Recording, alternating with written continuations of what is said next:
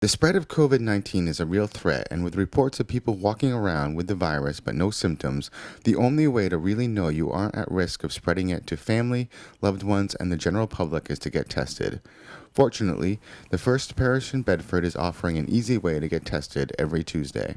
We've been doing weekly testing since April 21st, testing Tuesdays. First Parish has collaborated with the Bedford Research Foundation, which obviously is headquartered here in Bedford, and they are a laboratory that does stem cell research ordinarily. And they were able to convert some of their equipment and get an FDA approval for COVID testing. So we started doing this work in the end of April, and we've been doing it every Tuesday. You can sign up on the church's website at uubedford.org. You submit some basic information and receive an email with a number and a time slot for your test. There is a cost of $85, but if anyone cannot pay, there is an option to have your test subsidized. We don't want cost to be an obstacle, so First Parish is subsidizing anybody who has any difficulty with payment, and people should not hesitate in getting subsidized.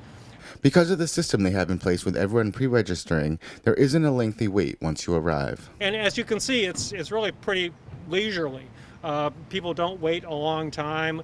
They write their number on a piece of paper, they put in the windshield of their car, and they can wait in their car until it's time to come in line. And then families can go inside and be tested together, and it all takes about 2 minutes. Testing, along with the normal precautions of wearing a mask and social distancing, is one of the best ways to help stop the spread of the coronavirus.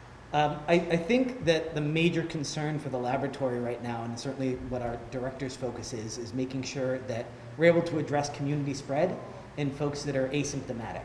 So that's anybody who has no presentation of symptoms at all, but is still out and about in the community and may not be concerned that they have it, and may not be taking the necessary precautions because they believe that they're not spreading to anybody else.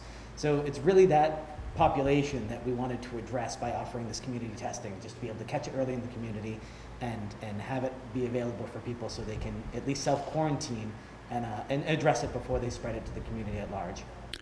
Once your number comes up, the test is quick. The test takes less than a minute to administer after we confirm your information, and then you're out the door.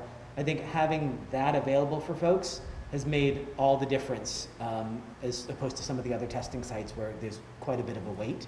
Finally, we asked people who took the test what it really feels like.